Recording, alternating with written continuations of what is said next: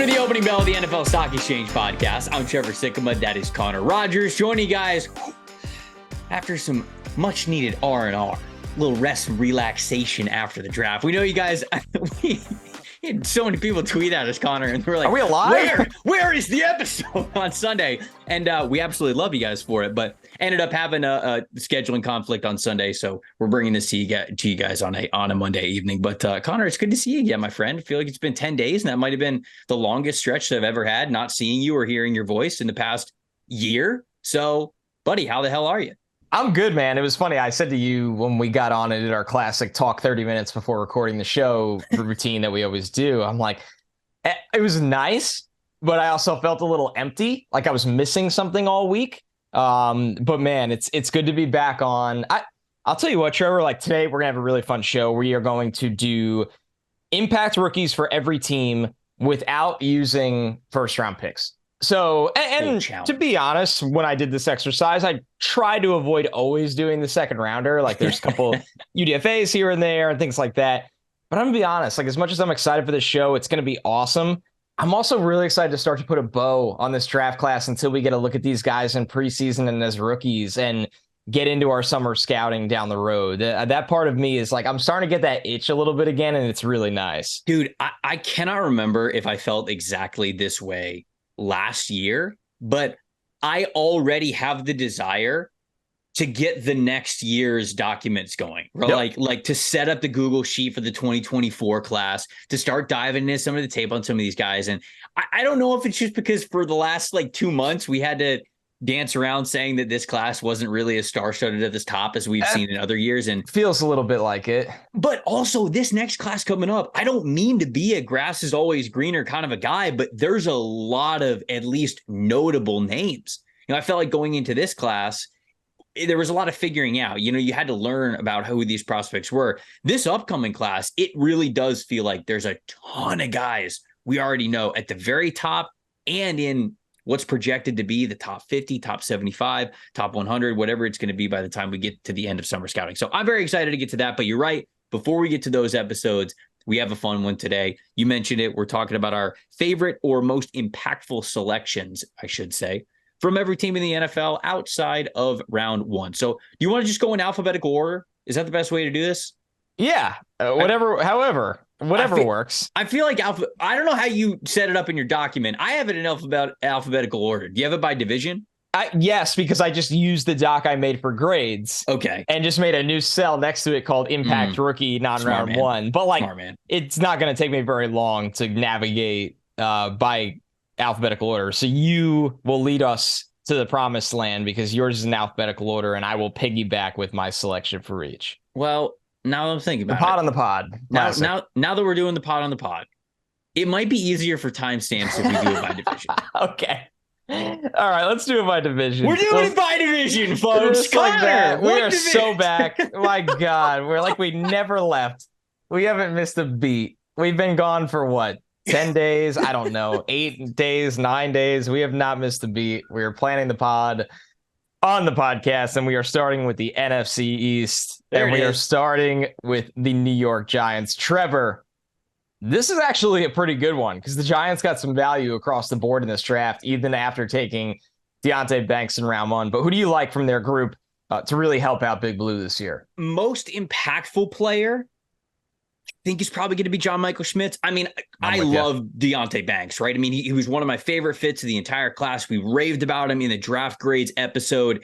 Him and his man coverage skills, getting to go along with Don Martindale and his man coverage tendencies as their defense coordinator is going to be perfect. But for me, I do feel like John Michael Schmitz is going to have the biggest impact for them. You sign Daniel Jones to a massive contract. You've got to make sure the offensive line is set up front. Shoot, this dude's got a chance to start right away, right? I mean, if I'm looking at the depth chart, who else is going to stand in front of him? Shane Lemieux's kind of the only guy in the depth that might be able to play at center for you if you don't think John Michael Schmitz is ready. But he's such an experienced player from his time in Minnesota. I feel like that's not going to be an issue. It sometimes is for offensive linemen and just any player, really, but not Michael Schmidt's background. So as a player who I'm projecting for a strong starting role, that's got to be the guy that I'm pointing to as the highest impact player. Yeah, and getting away, from doing round one, which I really didn't do for any of these. It has to be him. And you like Jalen Hyatt, but Mm-hmm. I like Jalen Hyatt year one at least to make more an impact in terms of his presence than catching 10 touchdowns that are 50-yard bombs in an offense that I don't know if they're ready to do that yet, quite Yeah, that's a great honestly. point too. I don't think that's something, if Brian Dable was back in Buffalo with Josh Allen, maybe they look at that way. And Daniel Jones should take more chances this year, a little more comfort, a little more help. But this is year one. And John Michael Schmitz has played like 2,400 snaps already at the college level. He's somebody that should slot in right at center for them and not really skip a beat. Yep. So I thought that one was not low-hanging fruit, but he's a non-round one guy that has a road to logging the most snaps out of any rookie in this entire draft that's not a quarterback. So we'll stay in the division, and we'll go with the Philadelphia Eagles next. Yep. We'll take the Eagles. Who is your guy outside of round one that you think is the most impactful for this group? I went with Tyler Steen because when you look at the Eagles draft class, they are in a situation that, they went up and got Keely Ringo later on, but there's a lot of good corners on that team already. It felt like Keely's the guy that they can mold the way they want for when they do eventually move on from one of the veterans. I like Sidney Brown. Number one, I had a feeling you were going to talk a lot about Sidney Brown. And there you go. And and number two, with Steen, this draft got so much attention from the Georgia guys they took. And Steen, being a top 70 pick, kind of got buried in all of this. And when you look at the Eagles roster, maybe he's an injury away from playing. Mm-hmm. Maybe he comes in and kicks so much ass at guard that he starts, honestly. And Steen's the classic case of a guy in a little similar way to Matthew Bergeron that you like him so much better when he kicks inside. And he got to do that at the Senior Bowl. I think he is an excellent run blocker. I think with all the help he'll have on this offensive line, they can cover up some pass pro developing early on. And I think he fits everything the Eagles want in their interior offensive linemen. So he gets no flash in a class full of flash. But I really like Tyler Steen to help out this offense. Yeah, we saw it very similarly because the two guys that I gravitated towards immediately for this answer for Philadelphia was Tyler Steen or Sidney Brown. I figured that you talk about Steen when we talked about him even pre-draft. Both of us liked him a lot in a potential transition to guard. And I do think there is a world in which he becomes their starting left guard, right? I think the left guard spot is the one it's the right guard spot that Cam Jurgens would step into. So, right. But I think weird. Cam Jurgens at guard is just still weird to me. He's just, he would be a much smaller guard. And if you want a bigger body there, Tyler Steen definitely makes sense. And then you can have Jurgens just be a versatile guy along the interior offensive line. Obviously, he's going to take over. We think he's going to take over once Jason Kelce ends up retiring. But for right now, I do think that Tyler Steen's a strong selection for this question that we're asking. I'm going to go with Sidney Brown. I love Sidney Brown. He was a top 50 player for me. With them losing Chauncey Gardner-Johnson, I think that it's more than just losing the versatility because they signed Terrell Edmunds, and Terrell Edmunds is an experienced guy where he's got some versatility as a strong safety and coming down at the linebacker level. For a nickel corner, I think I'd probably trust Sidney Brown a little bit more, but Sidney gives you that energy level that I feel like this Philadelphia secondary and defense as a whole just feeds off of. The personality and play style of Sidney Brown fits so well with what we have seen from Philly over the last couple of years that honestly is why I think this dude's going to get on the field. I really do. I think he's going to be a part of that safety rotation because he's played every single spot during his time at Illinois. He's got the athleticism to move. He's got the motor that never stops. He'll take any assignment. He's got fantastic instincts, right? You watch this past year at Illinois, and they let this guy almost just play this amoeba position where they said, Sidney, just roam the field. Go where you think the ball is going. And he was often right there, either at the catch point or very soon after. So that's something that, as long as the speed of the game isn't too overwhelming for him at the pro level, I really think that we could be in for a strong second half and playoff push contribution from Sidney Brown for the Philadelphia Eagles. I mean, it makes a ton of sense. A good athlete, a role that, when you're a safety and you're not drafted to start right away, you are either one injury away from playing significant reps, or you're in a secondary that's going to roll out 3 safeties when needed and be that kind of chess piece player. So I like the Sidney Brown call out. I really, really do. That moves us over to the Dallas Cowboys. Trevor, this one I went wildly off the board. Where'd we go? I went with Hunter Luepke, the UDFA superback. Wow. And you look at Dallas. You look at Dallas. Yes, they drafted Deuce Vaughn, who can be a nice little third down, pass catching kind of back. I love Tony Pollard. I do. But those two and Rojo, it just felt like there's this, and I think Luepke got $200,000 guaranteed. They made a big UDFA investment in him. I look at the Cowboys roster and just go, man, there's a role for this guy as the big bruiser. There really is. And he's such a good pass catcher at North Dakota State. He ran a big route tree. I mean, wheel routes. He ran all kinds of different routes effectively. Yeah. I look at Dallas's backfield, unless they plan on bringing Zeke back into the fold, this guy's going to get burned. He really should. He should make the team. They should use him. He's a short yardage back. He's a good runner. He can catch the ball. His blocking is getting better. I think this is the dude. I really do. Yeah, and I mean, there's not really anybody else who's close to his profile. What's in his way right now? Like even if you want him to be just like a fullback type or a short yardage kind of a back, Hunter Luepke's pushing 240. He's like 6'1", 240. Who weighs the most on this roster right now? What's Tony Pollard weigh? Tony Pollard, they got him at 209. All right, good guess. Nice. Ronald Jones, they've got him listed at 208. I mean, Rico Dowdle from South Carolina is at 215, but he's the only guy who's close. So he definitely fits a mold where you could see this guy as a special teamer or utility player out of the backfield making the team. So I like this call out. This is a good one. Didn't Mike McCarthy say too? He did. He said, I want to run the damn ball in March. Like, listen, Kellen Moore's gone. Mike McCarthy's doing his I want to take the ball out of the quarterback's hands routine. I think Hunter Luepke makes this team. I really do.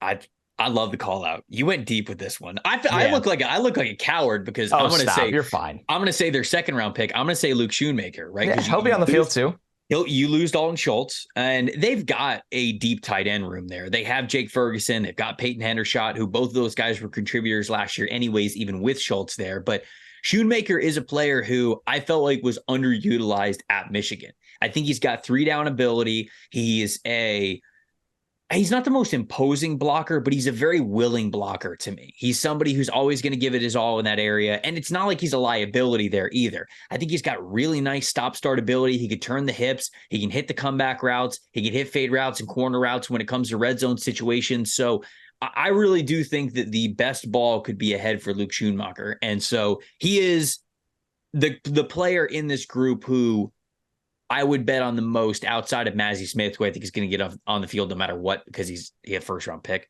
He's the player who I would say is the most impactful for the Cowboys. What about the Commanders? Commanders are the last team here in this division. What do you think about a player outside of round one, so outside of Emmanuel Forbes, who can make the biggest impact? Chalk for me. Jartavius Martin's going to be awesome in this defense. There's just no other way to deny it. I really like the offensive linemen they took. I mean, I really do. I think Stromberg's their future starting center. I was a big fan of Braden Daniels as this chess piece O-line, like Swiss Army. Hey, we need you to pinch in at left tackle. Hey, can you kick into guard? Can you snap the ball? But looking at just this year, I mean, Jartavius Martin should be their nickel from day one. And I think he's going to be awesome. I really, really do. I love his athleticism. I think he has ball skills. I think he's a tough player coming downhill. I loved this pick for them. There was part of me that wanted to go KJ Henry, but their front four is so loaded, and they even have depth behind him that I think KJ Henry was a pick maybe for 2 years from now. So Jartavius Martin should be really good right away for this team. Yeah, so I looked at this question and didn't necessarily think it was the biggest impact from year one. And so I think I figured one of us was going to go with Jartavius Martin because we should, right? He's one of the very few safety nickel hybrid players who, when we say safety, we don't just mean strong safety. We mean he has the athleticism to play free safety as much as be a sub-package defender. So one of us had to talk about him no matter what. Stromberg, you know, he's got the potential to be a starting center for them. So if he ends up being elevated to a starting role at the center of that offensive line, that's obviously an impactful pick. But KJ Henry is interesting to me because of the situation that the Commanders are in with Chase Young and Montez Sweat. By declining Chase Young's fifth-year option, they have put themselves in a situation where both Sweat and Young are unrestricted free agents next offseason. They've already got all the money in John Allen. They've already got all the money in Daron Payne. If both of those guys ball out, Sweat and Young, which I'm sure that they would love for that to be the case, they're probably only going to bring back one. At best case scenario, they can only bring back one. They've paid a lot of guys already. So KJ Henry might have a starting role on this team next year and the year after. So I think that with the kind of pass rusher that he develops into, he deserves a shout out as well. My answer, you know what? I'll just say that it's KJ Henry. I think that he could be an impactful guy for them there. So you got Jartavius Martin from you. You got KJ Henry from me. Where are we going next? What team, what division? All right. So let's just go right through the NFC here then. We'll go to the NFC North. Starting with the Bears. For me with this one, it did take a little bit, you know, an adventurous approach because it doesn't seem that obvious. But I think Roschon Johnson is just too good in their backfield. I like it. To not eventually be the guy. I like Khalil Herbert. Khalil Herbert just feels like this guy that'll always be your 1B back. Can he stay healthy with the full workload? I don't know. I like him as the 1B kind of guy. Deontay Foreman has had such an interesting career, but the downhill north and south running of Roschon Johnson in this offense, I mean, I really think he just becomes their Jamal Williams kind of player for me, maybe even a little bit more juice as a younger guy. So I think Roschon Johnson is going to just they're going to get to camp and they're going to look at him and be like, oh, this guy's too good. We're going to have to get him carries and touches in the pass game right away. I wonder if they look at him like David Montgomery, right? And they're not built the same, they're not visually the same player, but they're both those power type of players, right? So you already had Khalil Herbert, but they had Khalil Herbert last year when they had Montgomery. So they're looking for the smash. They still leaned on Montgomery. Right, and they're still looking for the smash and dash no matter what. So is it going to be a Deontay Foreman or is Roschon Johnson really going to be able to stand out? So I like that call out a lot. That one makes a ton of sense. Mine is an easy one, but you guys who have listened to this podcast even before the draft know that I'm not just cherry picking on the second round pick. This is my dude. He was a top 40 player for me, and Tyreek Stevenson, the corner out of Miami.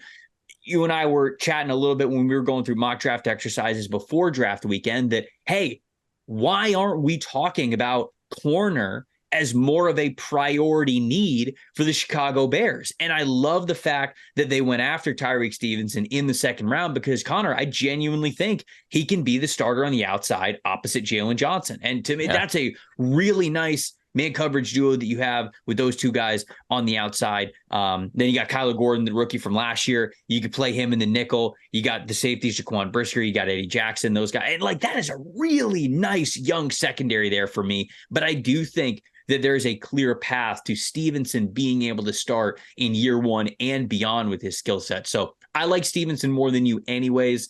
So this one was kind of an easy one for me. I knew you weren't going to pick him. I'll also shout out Tyler Scott, right? Tyler Scott, the wide receiver out of Cincinnati, being a fourth round pick.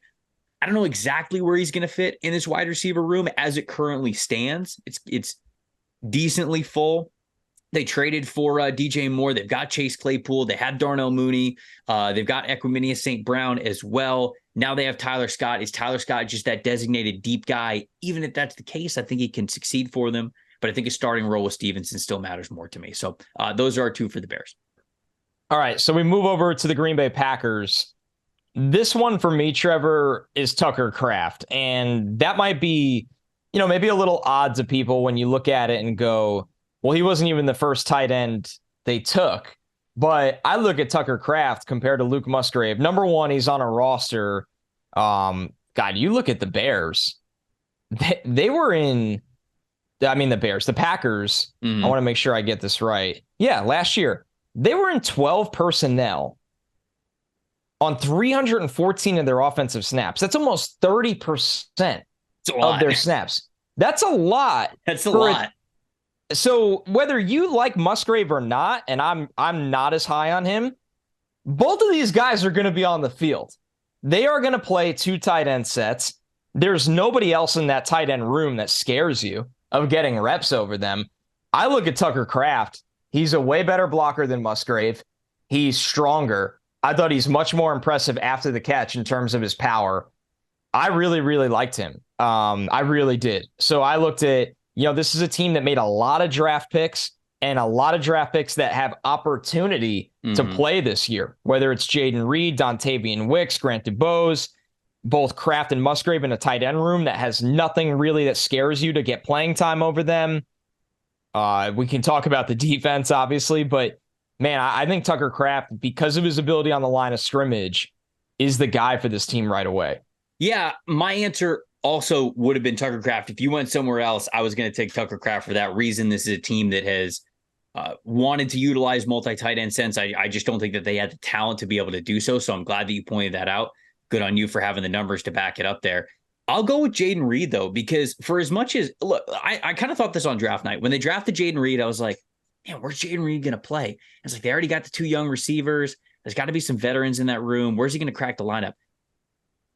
Dude, I'm looking at the depth chart now. And with Lazard gone and just the rest of that wide receiver room looking completely different. You got Christian Watson on the outside. You got Romeo Doubs on the outside. Jaden Reed could genuinely be their starting slot receiver. And dude, you take Jaden Reed that early, he better be. That's true too. Better be. And remember when we were in Mobile for the Senior Bowl, or as Will McDonald liked to call it, the Reese's Bowl. Is that what he said?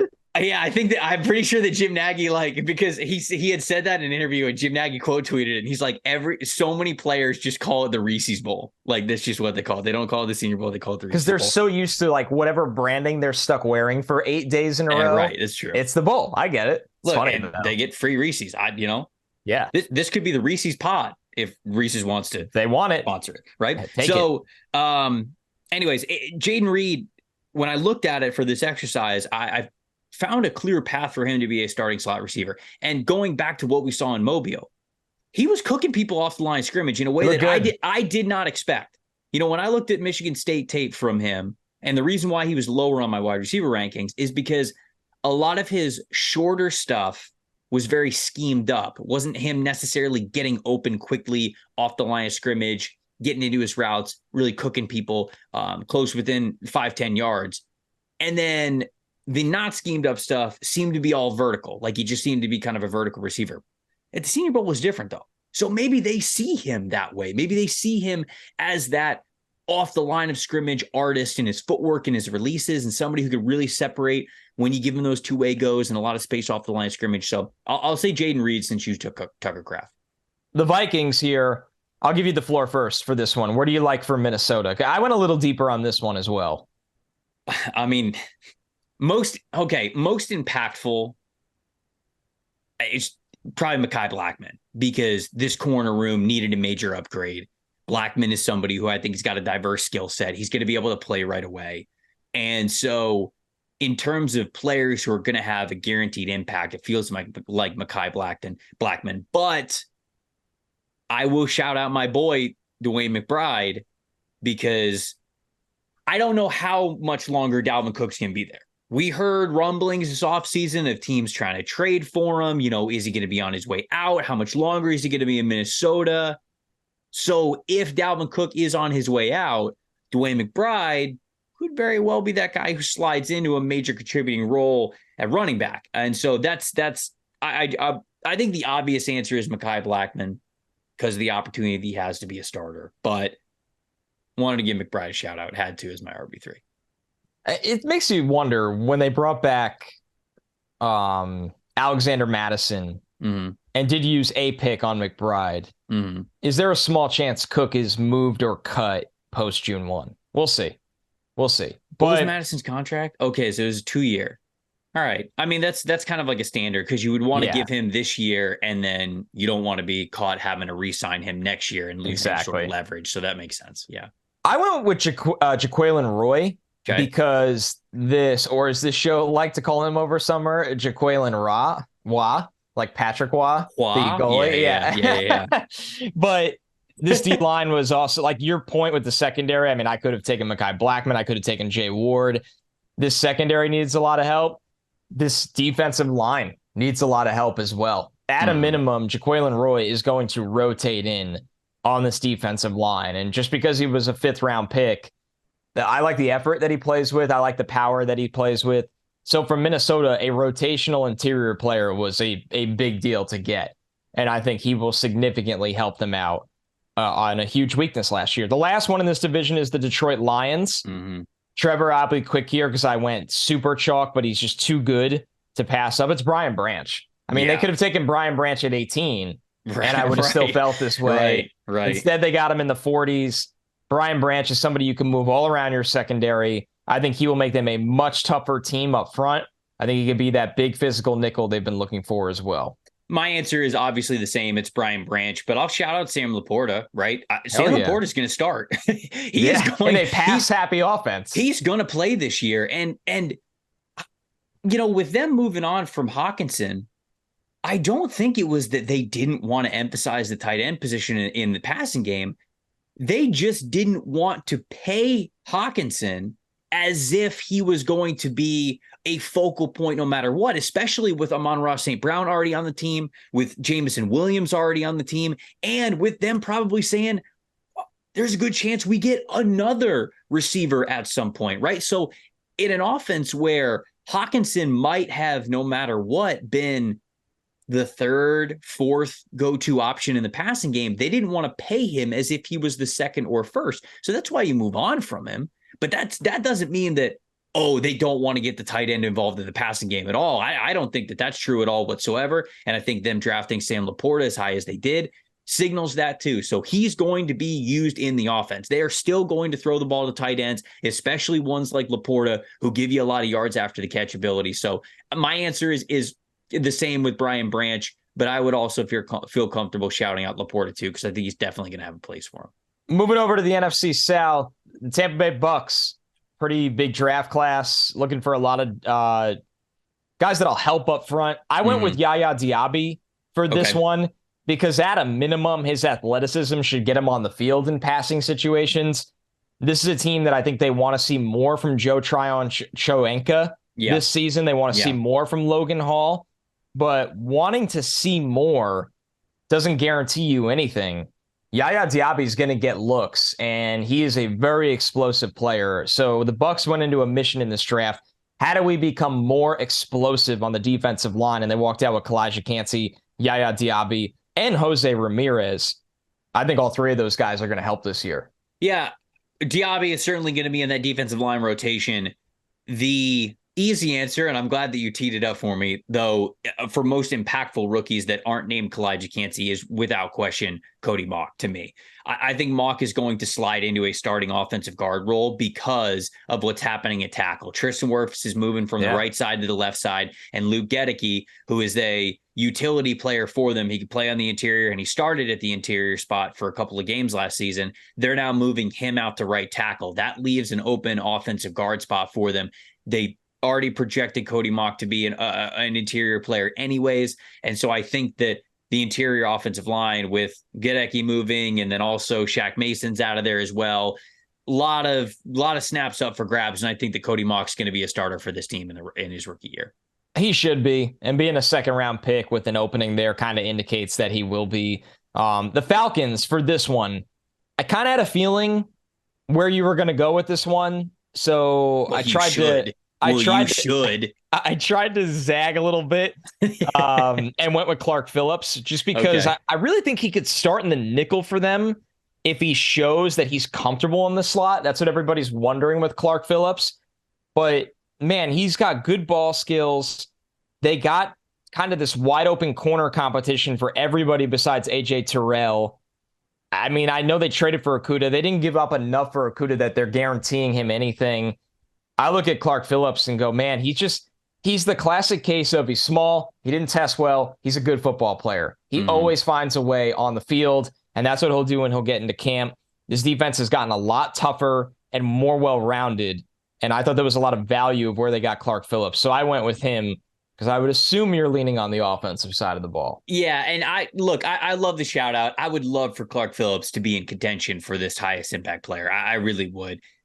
I'm a little bit more scared of him going to the nickel just because of what I saw on tape with him in college. He was much more comfortable on the outside, but he is such a good football player, man. I hope he figures it out because he's going to be a fun one if he does. Mine's obviously Matthew Bergeron. This is a player who I think is one of the top 50 players in this entire class. I think I ended up having him top 30 on my big board when it was all said and done. Actually, I think you almost had him top 20. I think I almost had him top 25. I think he was 26 overall. I feel like he could start for you at tackle, but I think he could be a damn solid offensive guard for you too. I think that's where he's going to start. And that really puts together a very solid offensive line for the Atlanta Falcons. You got Jake Matthews and Caleb McGarry on the at the tackles spots. You got Chris Lindstrom, Matthew Bergeron, and then Drew Dahlman at center. That's a really solid five. That's a five that I can have a lot of confidence in going into the season. Bergeron maybe doesn't have as much of a mean streak as like Chris Lindstrom does, but I think that playing with that group, he will. Because Bergeron is somebody who loved the hand usage, loved the contact balance, loved that the feet are always churning. He's always trying to move people off of the spot. You can tell he takes a lot of pride in it. That's what Atlanta's offensive line has always been about since Arthur Smith got over there a couple of years ago. So love the fact that he's getting to start. And obviously that makes him a heavy impact rookie for this year and beyond. Moving over to the Panthers, who did you like here? This one I thought was actually one of the more difficult ones to pick out of the group. Highest impact's got to be Jonathan Mingo, right? Maybe.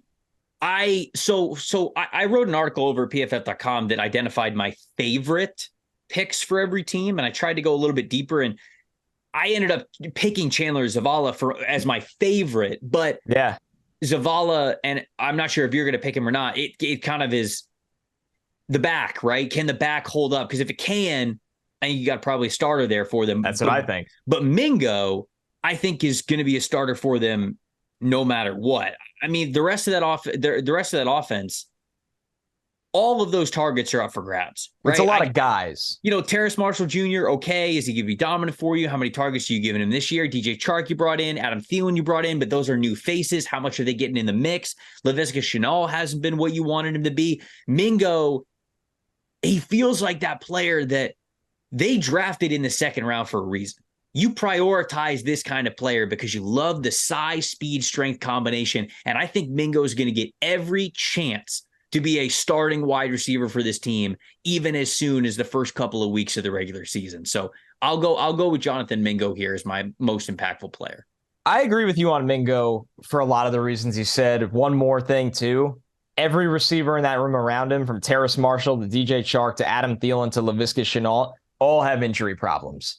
So yeah, even if you're worried about him being in a room full of veterans, there's a chance he's just going to have to play. I will say that the dark horse candidate here is Zavala because I think he can genuinely, just by his play and his reliability and pass protection, I think he can win that left guard job to play next to Icky. But you made the good point, Trevor, that the reason he was even there when they got him is because of the medical situation. So we'll see what Zavala could do. But just on talent, if Zavala is healthy and ready to go and looks like the player he was last year in college, this offensive line is going to be really, really good. Really good. And that's huge for Bryce Young, huge for Miles Sanders and this offense as a whole. To round out the division, the New Orleans Saints here. For me with this one, it took a little thinking. But when you start to imagine where they took him, the pending suspension to Alvin Kamara, Kendre Miller should have a really big opportunity to be an impact rookie. And I like Jamal Williams. Jamal Williams is your classic, like, perfect number 2 running back because he's good in pass pro. He's great at the goal line. He's good in short yardage. If Kamara gets a lengthy suspension and they just start to kind of imagine this offense eventually without him, Kendre Miller is the guy that's going to get the workload on the early downs. And when you look at the Saints draft class as a whole, I mean, Brzee went round 1. We're not using him. Foskey's in the rotation, but outside of that, this is the Kendre Miller show from this draft. Yeah, I think that Kendre is obviously a great choice for highest impact player because of what you mentioned, the Alvin Kamara situation around him. I'm going to go with Nick Saldiveri, actually, their fourth round pick. The one that now remember, the Saints traded up to be the first team to pick in day 3 before the draft started because they wanted this dude. They moved up to go get Nick Saldiveri. And I think the reason why is because they think he could be the starting right guard for them. Over the last 3 years, Cesar Ruiz, his PFF grades in 2020, this is overall blocking grades. In 2020, it was a 58.6. The next year, it was a 57.6. And the next year, it was a 56.6. So it's just gone down by a point every single year. The Saints declined the 5th-year option on Ruiz. So he's going to be a free agent after this season.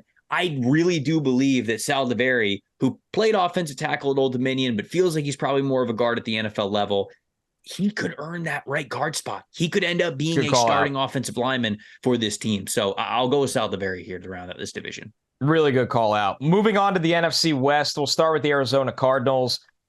Depending on his recovery, if he's good to go for like half of camp, Garrett Williams is going to start for this team. Garrett Williams is going to start for this team. And when Garrett Williams was healthy for Syracuse, he looked damn good. He showed off ball skills. He showed off to be pretty fluid in terms of his movement ability.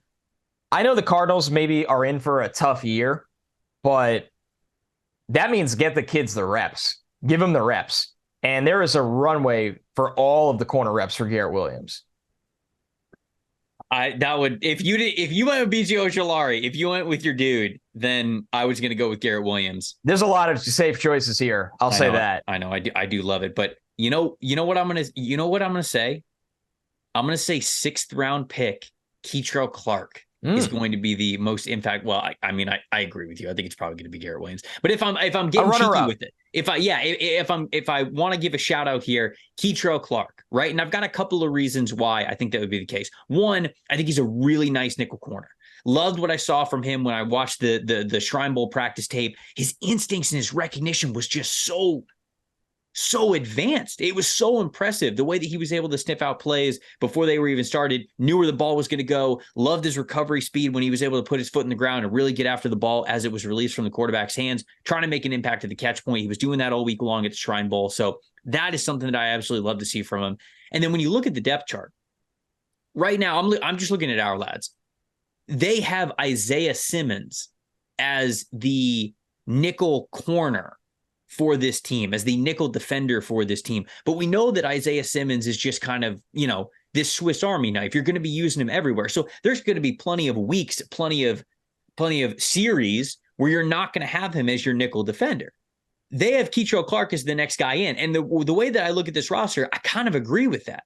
Now, their head coach, Connor, Jonathan Gannon, he's coming over from Philadelphia where they had a nickel corner who is quite small himself, in Avonte Maddox. So we know that he's not afraid of playing these feisty, quick corners with a lot of attitude and a lot of ball production, a lot of good instincts. So if Clark can show those things early on as a rookie, I genuinely believe that he can be an impactful nickel defender for them in certain situations. So Ojulari is a great call out.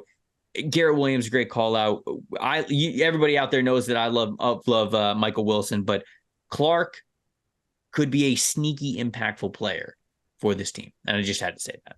It's a good call out. Arizona, their rookies are going to get a chance. And another draft. Did you know the Rams draft was 14 players deep? I did just because I've had to do so many damn write-ups on it. It's for a team that never drafts. They went the complete other way and had 8 million selections, a lot of them on day 3. For me, Trevor, a guy that we really liked, I want to see Kobe Turner play a lot on this defensive line with Aaron Donald. And when you look at the roster in front of him, there's a chance that he does. There really, really is. And the Rams are kind of fun because as much as they're in a weird retooling phase, they have so many draft picks that are in the second line right now for the team. They're like all second stringers, and that can go one of two ways for them. And Turner was the guy I look at and go, man, he's played a lot of ball. He had a great season. He's in attack mode. He fits what they like to do up front. I think he's gonna get into camp, and they're like, we kind of like him wreaking havoc with Donald, not rotating to help Donald. So I went with Kobe Turner. I'm gonna go with a player who I also think has a very streamlined spot to start. Byron Young. He does. Who else is in front of him on this depth chart as a pass rusher? No one. The answer is no one. Michael Hoyt, Nick Hampton's a rookie. Guys they drafted. Byron Young's a rookie. There's nobody on this roster that's really going to check. So the fact that he was drafted in the 3rd round, I think that, I think that he's got all the chance in the world to start. He had one of the best first steps that we've seen in this class as a pass rusher. Now he still needs to learn what to do after he has that explosive first step, right? Get some pass rush profile to him. But I think that there is a starting pass rush spot for the taking for him, and I think he's going to earn that. So you're going to see a lot of, at the very least, specialized moments for him to really show what he's got as a pass rusher this year.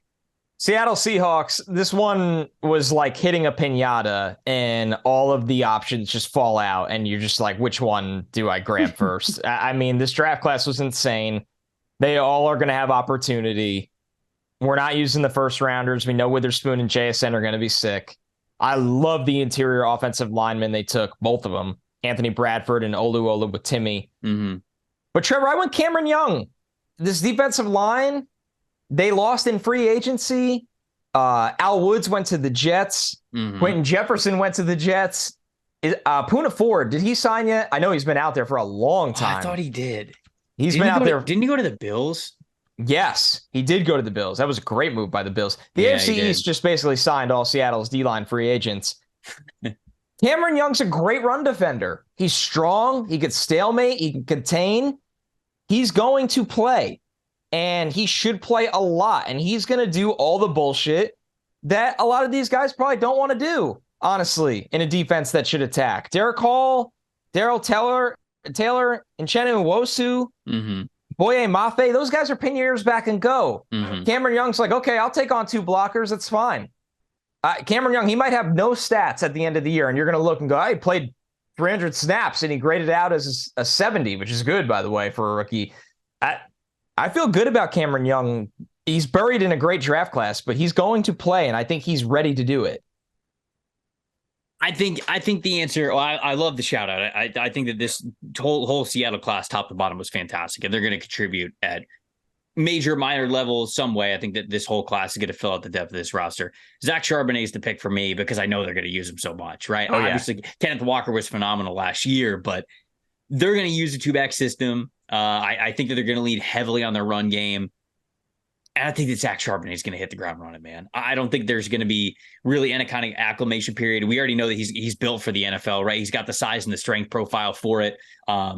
I think he's going to be ready for action very quickly, and he's going to be a major part of this rotation for them as they try to make the playoffs again and make an even greater playoff push. So I think he's the perfect complement to what we saw from Kenneth Walker. So he's already going to be in that rotation pretty early.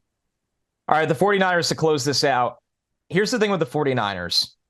When they go 2 tight ends, and they were in either 12 personnel or 22 personnel, over 21% of the time last year, about 22% of the time, they were in 12 or 22 personnel.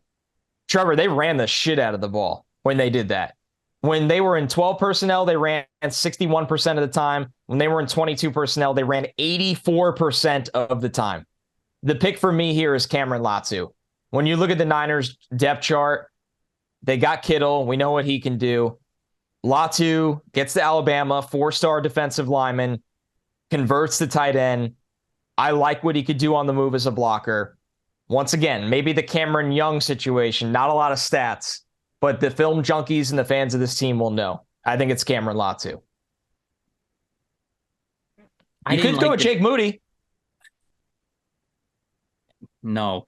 I didn't like this draft very much at all. Did you hear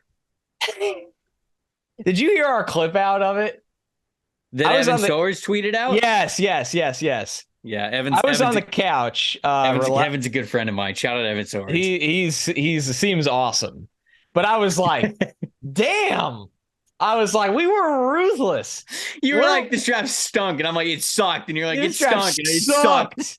I'm like, oh my God. We're like usually a pretty happy-go-lucky pod. We're pretty optimistic because we're dealing with fan bases that are absolutely stuck in the mud because you are rooting for the draft. Mm-hmm. And I was like, okay, well, the Niners have had a lot of good things happen. So I think they take it on the chin and we don't care. We're going to be awesome anyway. They're going to be they're going to be. But it was just, I listened to it. I was like, oh my God.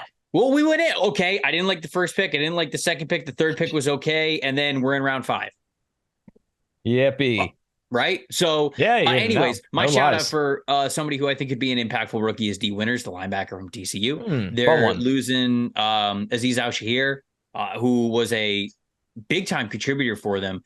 Man, the Niners last year had a case for the best LB1 in the draft, in the league in Fred Warner, the best LB2 in the draft in Dre Greenlaw, and the best LB3 in the league in Azeez Al-Shaair. Like they had a case for each of those tiers. Not saying those 3 were the best linebackers in the NFL, but every tier, LB1, LB2, LB3, they might have had the top player at every single tier. So you're losing Al-Shaair. I think it was signed with the Tennessee Titans. It's just going to leave some snaps at Sam linebacker for them. D Winters might be able to fill that. And we know that it's a team that if the linebackers can stand out, they'll certainly play him. They'll get him on the field. They'll let him be impactful. So TCU linebacker D Winters in the 6th round. I think he's got a chance to make an impact here in year 1. I like that pick. At a minimum, he's so fast. He should be a really ideal special teamer too. Yeah. That one, in a tough draft class, he's one. Moving to the AFC. Mm-hmm. The AFC East, we'll start with the Jets. We'll go in the same order that we did the grades. For me here with the Jets, it's kind of chalk. Although you could make the argument that maybe he doesn't start. Joe Tippmann, for me. They brought back Connor McGovern. They signed Wes Schweitzer as their backup interior guy. I think Tippmann starts at center. Maybe McGovern gets that veteran nod, but I'm not betting on that for the Jets. I think they saw Tippmann and said, he's the kind of athlete that we could do things in our run game that we've dreamed of, and we have not had the center to do that since Nick Mangold's retired. So I went with Joe Tippmann. Obviously, there was a lot of different guys that'll get some playing time this year for the Jets, but Joe Tippmann's going into – Robert Saleh has said it's a camp competition to play. I think Joe Tippmann's going to come out on top. Yeah, I think that's the obvious pick just because of what you mentioned. It's such a streamlined starting role. If you're a starting player in this draft, in its Jets draft class, then you're probably going to get that title. I'll say running back Izzy Abanikanda just because of – what he brings to the table, right? I like Michael Carter, obviously love Breece Hall, but what's he exactly going to be like when he comes back? Can you give him a full running back load? Like I like Carter for what he is. I think he's a really nice change of pace back. I think he's a really nice depth player. But when I'm looking at the rest of this Jets depth chart, especially for the running backs that are there, Travis Dye, Bam Knight, those are the other backs they have. Nobody's bringing the speed that Abanikanda is. So that's why I think he really has a chance to stand out and either be the RB2 or RB3 of this team, because they're going to want to get the ball in this guy's hands just on the off chance that all the blocking lines up and this kid hits a lane and he is absolutely gone because he's got 4.3 speed. He's fast as hell. And so that he is somebody outside of Joe Tippmann, who is the obvious one. He's somebody who I could see having a big impact for this Jets team. I'm with you. They should really take it slow with Breece coming back. You don't need to be the rushing king in September. You'd rather be playing in the big, meaningful stretch run. The Patriots, for me, non-combine invite. I think the earliest non-combine invite selection of this draft, Marte Mapu. New England's one of those teams that they love defenders like this. You look at what they've been able to do with Kyle Duggar. They're going to see some 2 tight end sets, and you look at what Marte Mapu can do, whether it's as a safety, as a linebacker, really this box kind of player, plays with his hair on fire.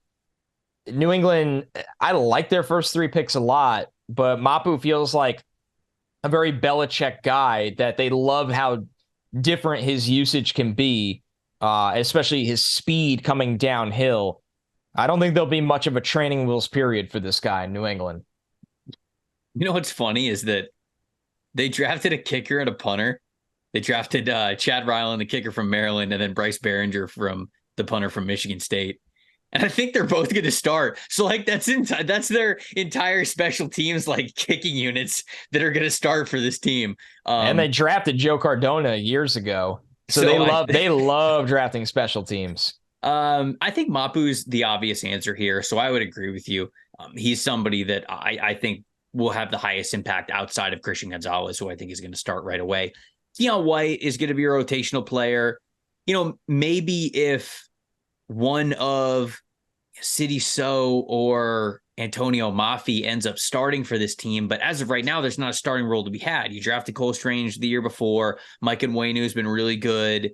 You got David Andrews still at center. So he was hurt a lot though last year, Andrews. Who? I thought David Andrews dealt with some concussions last year. Well, I know he's older. How old is he? So he's 30. He did play 14 games. I thought he obviously did miss time then.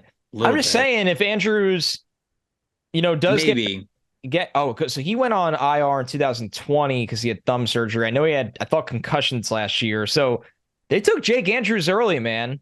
Is your last name have to be Andrews to play center for the Patriots? Well, I was going to say, that's why they do it, because they want nobody will know. Well, they want to save costs on jerseys because they'll just, if David Andrews gets hurt, then they'll just give the jersey to Jake Andrews. That makes sense. That should, look, that's how Robert Kraft became a billionaire. You just it's just little money moves, folks. That's why Belichick's the greatest of all time. He's just outsmarting.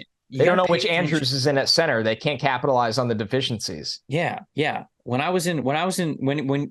you guys were in third grade learning multiplication, you know what I was doing? I was buying real estate. That's what makes us different. When I was in third grade, we are not the same. I was putting my money in the housing market. Culture changer. Trevor Sikkema. Dolphins. I mean, Devon A. Chain, right? Is there a different way to go here? Yes. To Miami? Yeah, there is. You're right. Yeah. I mean, absolutely. I know you're going to go to an interesting conversation, so I'll go on a chain really quick. Mm-hmm. Listen, I like Raheem Mostert and Jeff Wilson. They both get hurt. Okay. And guess what? It's not a knock on them because every running back in the league gets hurt. Even if they don't, A-Chain's speed is just a Mike McDaniel dream to play in an offense that already has Jalen Waddle and Tyreek Hill. So I think a chain will make the biggest impact. But Trevor, there is a case to be made for the guy that wasn't a first rounder, but was their first pick, and a player I had in my top 30.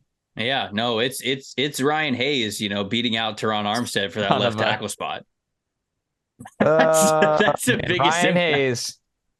Who are the impact rookie for the Dolphins? No, it is Cam Smith, and it's Cam Smith for, if you guys listen to the team grades episode, we touched on this a little bit. I love the Cam Smith pick because in theory now it gives them 5 starters along at defensive back, 2 outside corners, a nickel defender, and then 2 safeties, all without using Jalen Ramsey.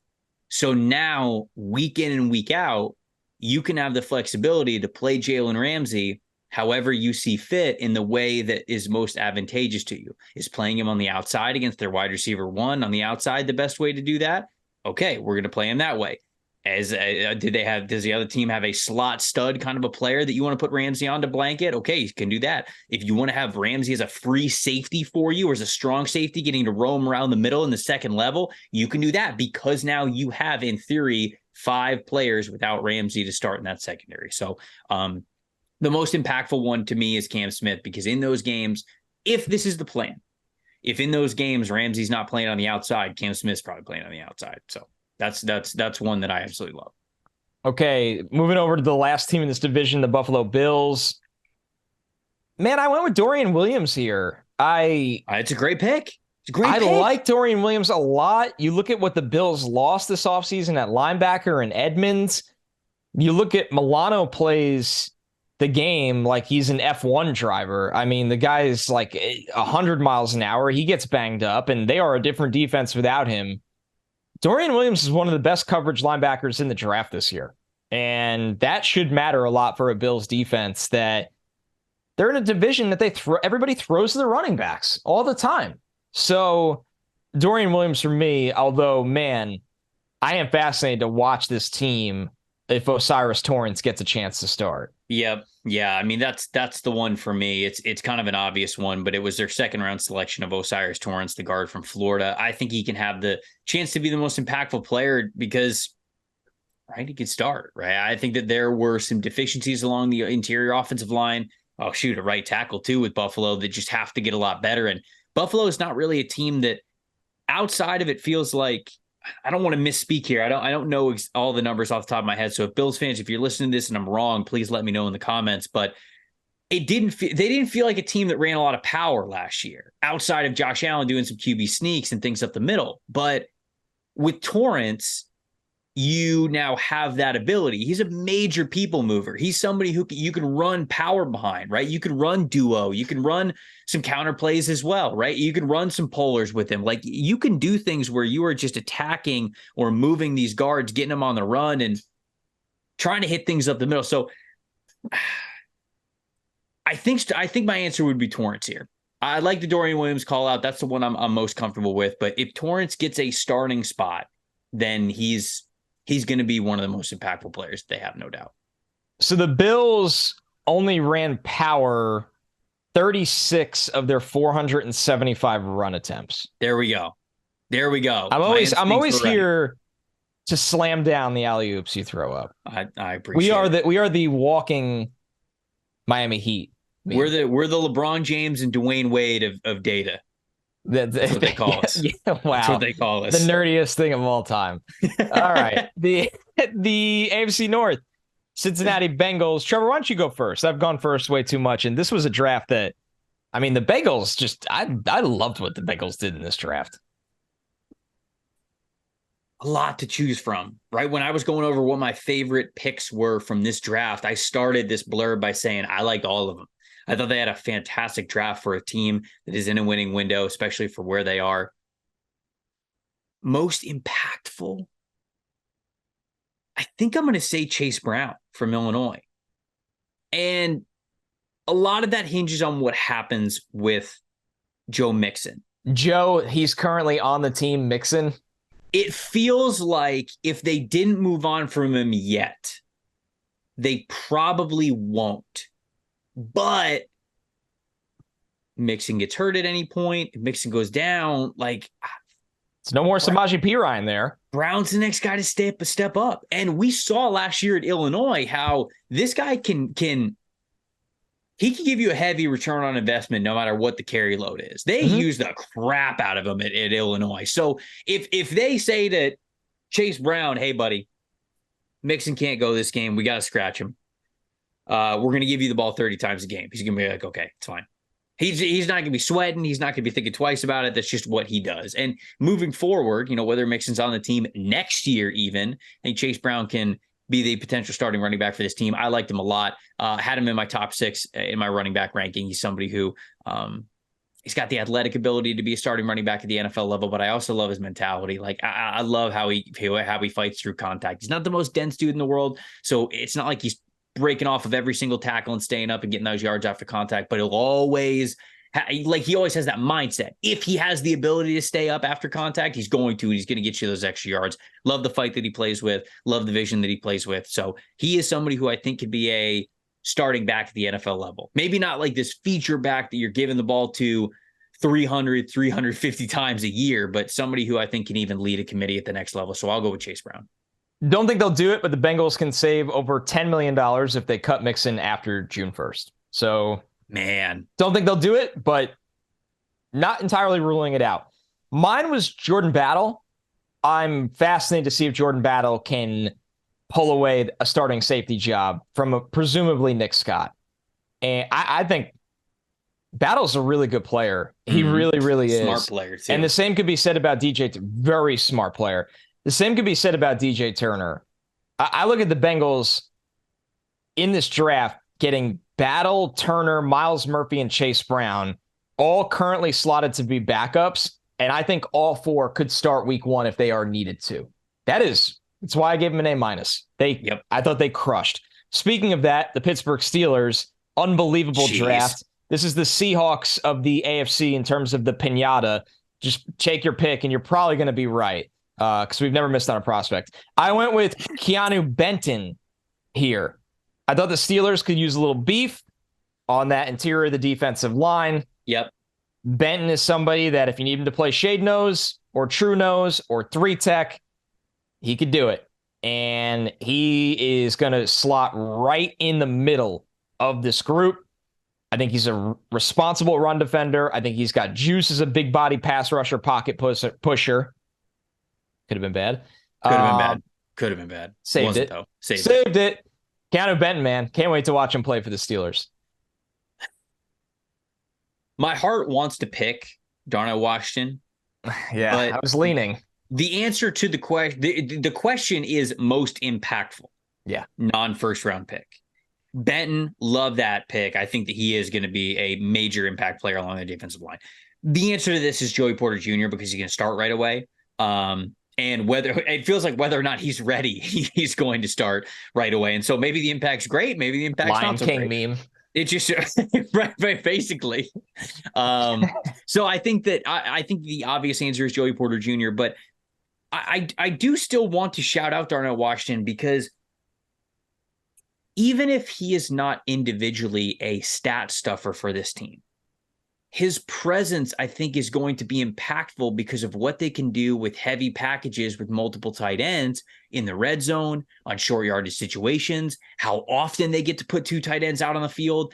I just feel like the offensive potential in the personnel that they can throw out there with Darnell Washington, even just on the team, is something that every team has to pay attention to because, shoot, even if Washington's just kind of like coming along, he's not exactly the dominant blocker that he has the potential to be.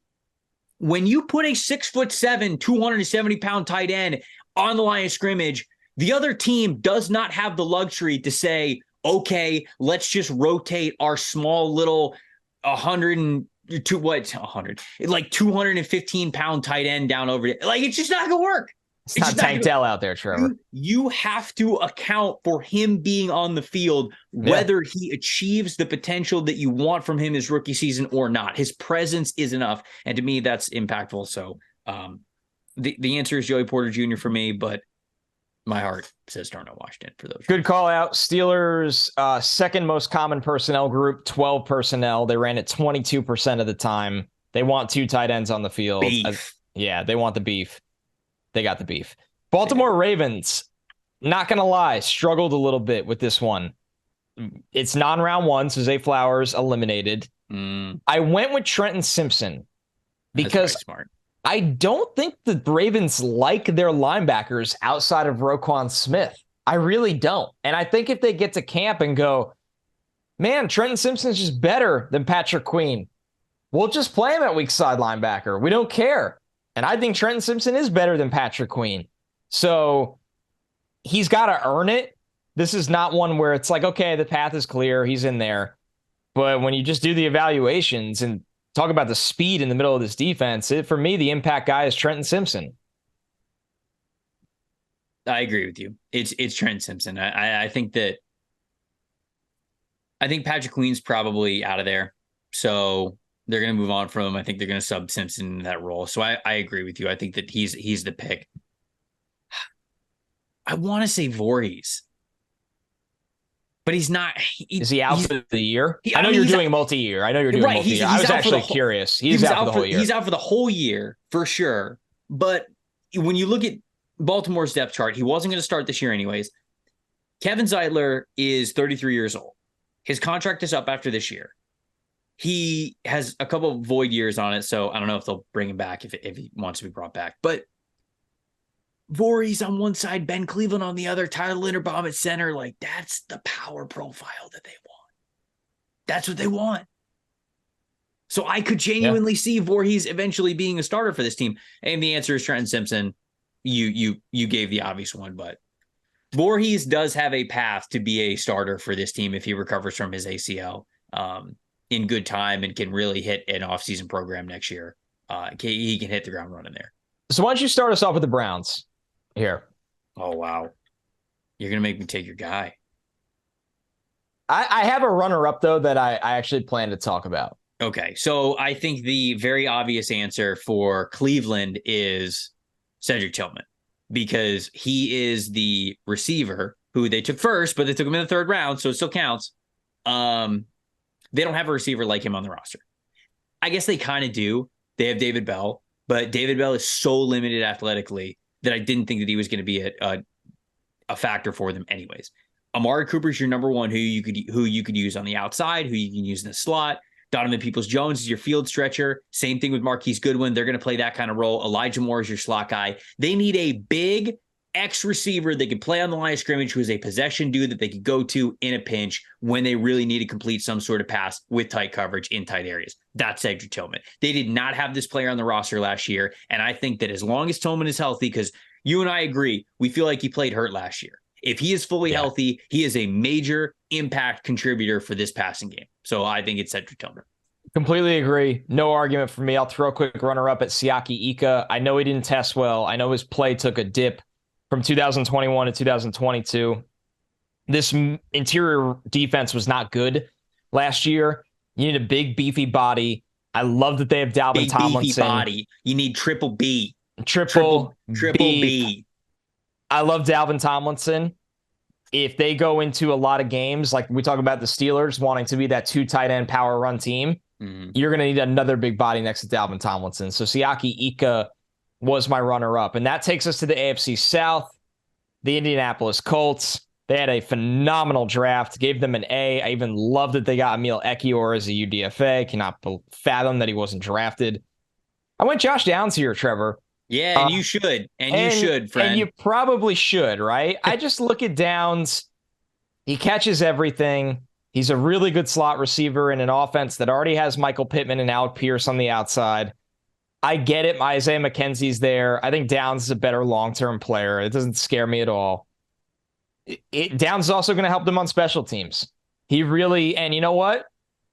Anthony Richardson is going to have some hiccups at times, and he's going to need to fall back on just getting the ball out, and they're going to coach him up on that short area of the field to be better in that way. And Downs can be your blanket because he's so good against zone. So I think Downs is the answer here. Yep, I would agree. Downs is absolutely the answer here, although I am going to give a shout out to Darius Rush, not Julius Brents. I think Darius Rush could actually be the starter. He's got a shot.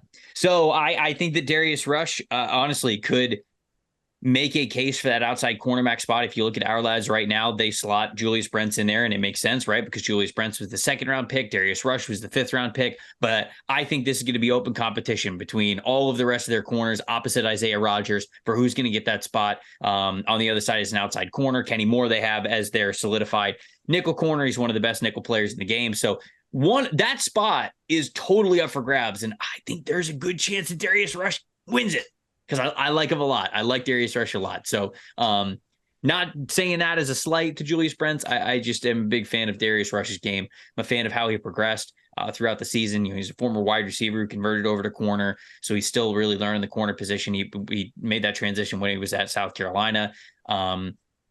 Julius Brents, fantastic player, but Darius Rush, I felt, was the better corner in Mobile, right? So I think that he's going to have a chance to stand out in Colts camp again. So I'm going to go with Darius Rush. Trevor, take the wheel for the Texans. Big draft for the Texans. A lot of players that, okay. What, are you going with Tank Dell? I'm going with Nathaniel Tank Dell, baby. Look, you've got so many targets that are up for grabs from this team, even from just last year. Brandon Cooks led this team in targets with 93. Second on the team was Chris Moore with 74. That's ridiculous. Those were their top 2 target players. And not only are those low, so you're really going to want to ramp up the passing anyways, they're not on the roster anymore. Neither of those guys. So, you got Robert Woods, you got Nico Collins, now you're bringing in Tank Dell. I just think that there is no hierarchy or incumbent player. You're getting John Mechie back as well, which obviously is fantastic. Everybody loves. You sign Noah Brown. I'm just looking at their depth chart now. You have all of these receivers, but it's not like, okay, well, this guy was the guy last year. We got to give him his targets. Anybody amongst the group of the names that I just mentioned could be their wide receiver 1 next year, including Tank Dell. I think that he's going to get there and he's absolutely going to show out. Low moving costs, so he's going to be right at home. Played at Houston, obviously got drafted by Houston.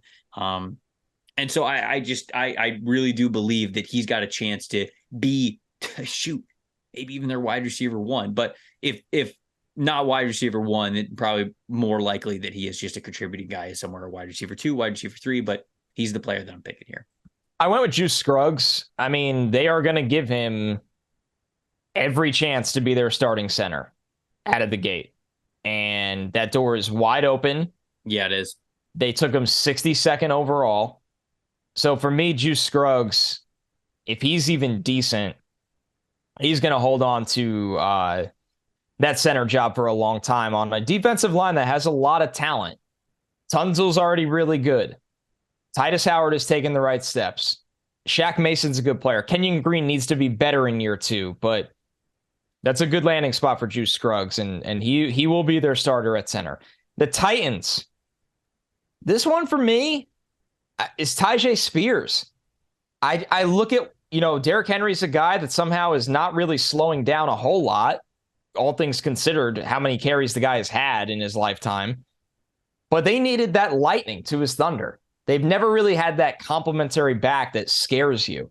And Spears is that kind of guy, what he could do off a swing pass, inside, outside running, his elusiveness, his ability to run skinny. They're trying to rebuild this offensive line. They made some moves in free agency. They drafted Skoronski in the top 12. I think Tyjae Spears, maybe the best of his impact comes after Derrick Henry's career there in Tennessee. But I also think they're going to really use him as a change of pace guy for Henry right now. So obviously love the Tyjae Spears call out. I think that if he's healthy, he's going to be a fantastic spell back to Derrick Henry. Tennessee, I thought they were going to be in the top 10 of 12 personnel multi-tight end usage. They weren't, although it was 21%. So they had 247 snaps last year where they were running 12 personnel. That's a lot. Tight ends out there. That is a lot, obviously. That's a good amount of their snaps that are going with that. It's top half of the league. So I say all that to say, if we're not picking Will Levis, which is, I think, the obvious, right? He plays quarterback. Right. Yeah. He's going to be the most impactful. You can go hear that on any other show, Titans fans. Josh Wiley is somebody who I think could be a big contributor for them because, you got Okonkwo at tight end as their starting tight end this year, and that's about it. I mean, they have Trevon Wesco, but Trevon Wesco is kind of this like tight end, fullback, utility kind of player, hybrid dude. Wiley's the only other for sure pure tight end and receiving tight end at that you have on the team. So obviously Skoronski's going to start right away. And when Levis ends up starting, that he's going to have a ton of impact. But I think Wiley is the other name that I go to as somebody who could have a major impact with how much they run 12 personnel. Good call out. Where'd you go for Jacksonville? I think it's got to be Antonio Johnson, right? 5th round pick. Yeah, I was torn though. They have a nickel corner need. We were mocking Brian Branch to them for so long. They ended up waiting to hit that, and I think lucked out hitting that with Antonio Johnson. And I mean, I would say so. He has the talent level to start at nickel very early in his rookie career. Now, I don't know why he lasts until the 5th. Like, even if you didn't love Antonio Johnson, he's better than a 5th round player in the 2nd. What happened? Right. Tell me what happened. Were the interviews terrible? Does he have something medically that we don't know about? Because at worst, Antonio Johnson should have been a priority early day 3 selection at the very beginning of the 4th round since he was still available.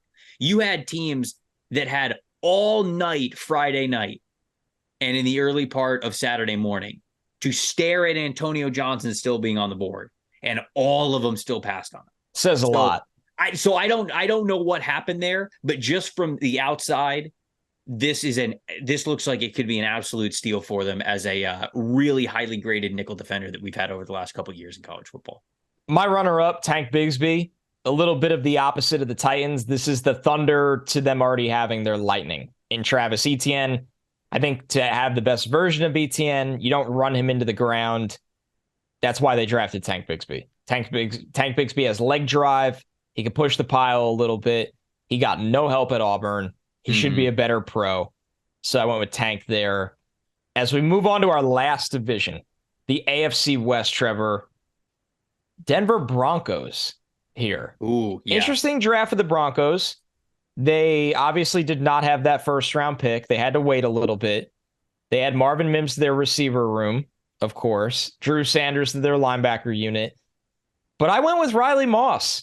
I think this is going to be the guy starting in at least their, nickel group, right? We know how good Pat Surtain is. Not oblivious to that. Mm-hmm. They have K'Wan Williams at the nickel. Damari Mathis. Long-term, Riley Moss is going to be Pat Surtain's running mate. And that's something I feel really, really good about for Denver.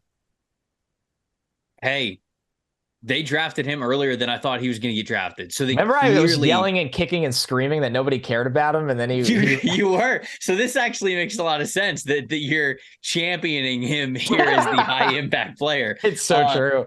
I'm gonna go with Drew Sanders. Look, I was wary of Drew Sanders as a first round pick. I was wondering if the NFL was going to do it. We had seen some mock drafts and seen some people put Drew Sanders all the way up the first round. I was a little wary of that. Second round would have been totally cool with him getting drafted in the second round. Third round pick, big fan. Okay, now to me, you got really good value on a good football player. One that maybe is a little bit of a tweener right now, but he's not a tweener because of like athletic limitations or body limitations. He's just switching positions. He just played edge rusher at Alabama, couldn't really get on the field behind Will Anderson and Dallas Turner. And he ended up wanting to play more off-ball linebacker and get into the mix of things and tackle some people anyways. So he goes to Arkansas and he looked pretty good. I'm going to be honest with you. So if they have him play off-ball linebacker, I love the speed and the length that he brings to that group with Josie Jewell and Alex Singleton. It's something that I think he brings to the table that those dudes even do not. And then if you want him to be an edge rusher for you in certain situations, he's the same type of rusher that you're getting out of Baron Browning and Randy Gregory and Nick Bonito, these speed 3-4 outside linebacker type of players. And so he is an athletic upgrade as their off-ball linebacker, and he is a natural fit as a rotational edge rusher. I love the fit for him there. I think they're going to get him on the field a ton. And so Drew Sanders was my selection here. Okay, moving to the Chargers here. I went wildly off the board with this one. I understand how the chalk pick should be Tuli Tuipulotu. Not going to argue anyone on that. Or Dion Henley. Those guys are going to help a front seven a lot. Yeah, but I wanted to show Max Duggan, right? I wanted to show some love to Max Duggan. I'm just kidding. I think Gerard Clark makes this team as a UDFA. Okay, they were a bad run defense last year. I think they need a big-ass body up front to rotate in and help on the goal line. I know they have Scott Matlock as well from Boise State, more of an athlete. Gerard Clark, all 330-plus pounds of him on the interior. I am going to be watching him throughout the preseason. I thought that was a savvy UDFA land for the Chargers for a defensive line that just, they got to be a little bit tougher and a little more stout. So, love the shout out there. I really do. Love anytime we can get some UDFA love on the show. I know there are some people in the comments who are looking for us to go over some UDFA. So we don't have a full episode devoted to it, but obviously naturally a little bit of fix here. My answer is going to be Dion Henley, because I don't blame you. When you look at Henley's skill set, this is a guy who played safety, but before that he played wide receiver. Now he's playing off-ball linebacker. He's played so many different positions throughout his career in high school football and college football. I'm sure I'm not even listing all the ones that he played in high school football as such a fantastic athlete. They drafted Kenneth Murray in the first round a handful of years ago to be this athletic centerpiece of their defense. And I don't think that he has progressed the way that they have wanted him to round out his game as more of a linebacker who is athletic versus just an athletic football player who happens to play off-ball linebacker. They bring in Eric Kendricks because I think they needed that veteran presence, those instincts, that awareness, especially in coverage. They declined the fifth-year option on Murray. So Murray is an unrestricted free agent coming up. Henley could be the player who steps in to immediately fill that role, who could be their starting middle linebacker moving forward. And he is somebody who brings you that athletic baseline that you won't really drop down too much from what you've got with Murray, but maybe he could be more in the anticipatory category, what he could do in coverage, all that stuff. So I think my answer has to be Henley for what the future of him could be. I'm with you on that. No denying that. Where'd you go for the Kansas City Chiefs, our second to last team here? All right, hold on. I'm pulling it up here. I showed some love to B.J. Thompson. He is a toolsy, freaky pass rusher. He had the 903 RAS. He's got insane length. He's got almost 35-inch arms. He's about 6 feet, 6 inches tall. He's got a diverse pass rush package. He's working on a spin, arm over, can do a lot of different things. I think he's a year away from playing. And we know Felix Anudike-Uzomah and George Karlaftis are going to be their new duo. But I liked the B.J. Thompson pick a lot and think he's a future DPR on a team that, with Patrick Mahomes, they will always be trying to close out games and have you in throwing situations. So I was a big fan of the B.J. Thompson pick. I think Keandre Coburn's going to get into this lineup, man. Now, it's a pretty stout interior defensive line for the Chiefs anyways. Chris Jones, obviously, it's stud. Derek Nottie, great nose tackle. George Karlaftis, heavy-handed edge player.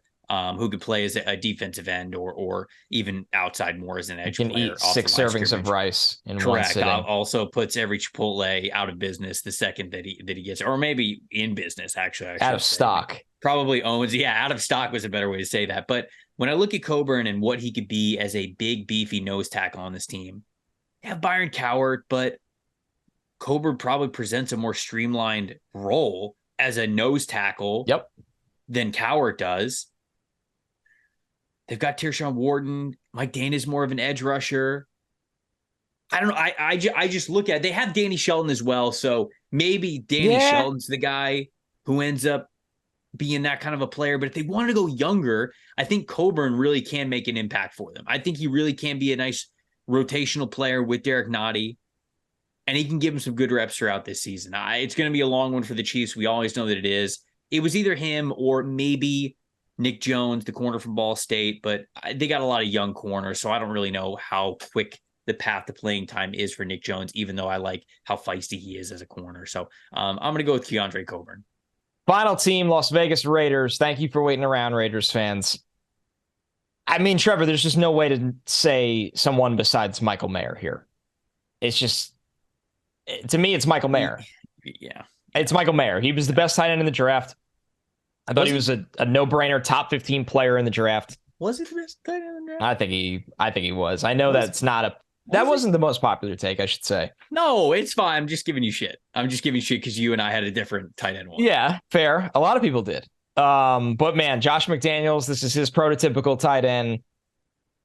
Maybe Raiders fans want something different here. I'll throw a little love to Christopher Smith. I think he could. That would be my other one. Okay, go ahead then. Yeah, run away with that. No, I was just going to say the obvious answer is you're correct, Michael Mayer, especially with what they're losing in Darren Waller. I mean, they've got Austin Hooper as well. They still have the receivers. You're signing Jacoby Myers. So it's not like it's a barren wasteland. Obviously, I'm not even mentioning Devontae Adams, who the entire passing offense is going to run through, but it's not like Michael Mayer's going to come in and he's automatically the second best receiver on this roster. That's not the case, but he is going to be the most impactful, I think, of the non-Tyree Wilson picks that the Raiders made. But Chris Smith, I do wonder if this dude ends up getting some sort of action this year. They traded up for him. You know, and I certainly hope this does not happen, but if anybody either at the strong safety spot or free safety spot goes down with an injury, or even at nickel corner, like if Nate Hobbs were to miss some time in any way,